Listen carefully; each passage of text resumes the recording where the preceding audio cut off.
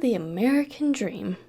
White picket fence, perfectly trimmed hedges, a large house, a beautiful lawn, and located only a block away from those several homeless people sitting on the streets wondering what their next meal is going to be. Wait. What? Yep, that's right.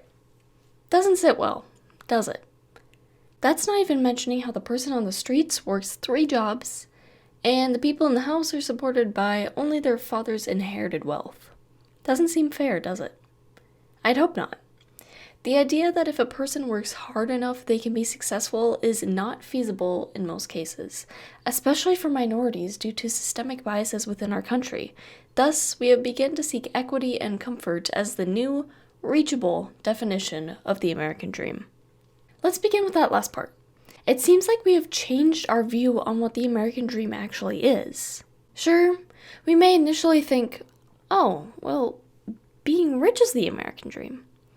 And yet, according to a Pew Research Center study by Samantha Smith, only 11% of Americans find wealth essential to the American dream. This may come as a shock at first. I mean, what else is there besides wealth? Freedom. In fact, 77% of Americans find the freedom of choice to be essential to the American dream. Interesting, huh? What was once a dream to become wealthy has become a dream to live our lives the way we want to live them. This shift, though somewhat drastic, has reflected positively on the percentage of Americans who find that they can achieve the American dream. After all, if the American dream is to have the freedom of choice, more people will be able to reach it. With freedom of choice also comes the idea of equity. We all have to be on the same playing field if we want to have the same opportunities. Emmanuel Acho describes this perfectly in his book, Uncomfortable Conversations with a Black Man. He includes a sports analogy illustrating how a white person has a 200-meter head start in the race of life over a black person. You may let both people run, but it's not fair. This is how life is today. Sure, black people may have more opportunities, but they are limited and held back by years of oppression and poverty, along with systemic racism that limits what they can do without being held back or even killed. Do you really expect a black person who grew up in a rundown apartment to be able to work their way up to a white person who grew up getting cars for their birthdays? Sure, it's possible, but how often does that actually happen? This question, and many others like it, float through minority groups' heads constantly. They have found that it is not only freedom of choice, but also equity that results in the true American dream. Sometimes people or companies believe that subtle references to racism, sexism, ableism, ageism, etc. are justified if they are deemed funny enough. One such company being Pure Leasing Central. They published an advertisement that plastered an image of an older white woman angrily bearing a gun with a caption asking, "Is your property manager a grumpy old cow?" The ad quickly came under fire, but the company denied any sexism or ageism present in the ad. They told people to get over it, thinking people have just lost their ability to laugh. Little do they know or want to acknowledge is that painting older individuals in this manner suggests they are stubborn, rude, erratic, and overall don't do their job well. It may seem funny at first, but they fail to recognize the consequences of this.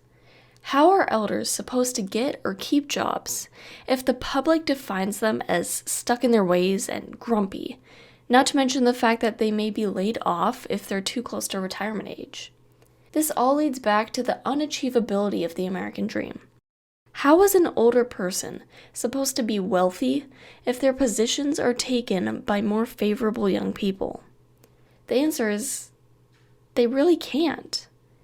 A more achievable goal, something we are working on fighting for, is the equity and comfort they deserve. And even then, that can be hard to achieve. We see this in John Steinbeck's book titled Of Mice and Men. A mentally handicapped man is killed for making an irreversible mistake. A verbally abused black man reluctantly reveals his human need for connection, and a woman in an awful marriage expresses her loneliness. In all these cases, it is the systemic biases in our country that have led to their downfalls. That is not saying, however, that only minorities cannot accomplish the American dream. Even the poor white men in the book couldn't scrap up enough money to live their dream. This shows how the original definition of the American dream is not feasible for most of us. Instead, we have to reach for equity and comfort since it is a viable option over extravagant wealth. The battle for equity persists due to systemic biases, but it is more feasible than wealth. 2 years ago during Pride Month, Taylor Swift published a song titled "You Need to Calm Down," which illustrates how homophobic people are persistent when trying to degrade pride. Her lyrics emphasize, however, that the homophobic protests are futile, and she suggests tolerating the parades, confidence, and acceptance of LGBTQ+ people.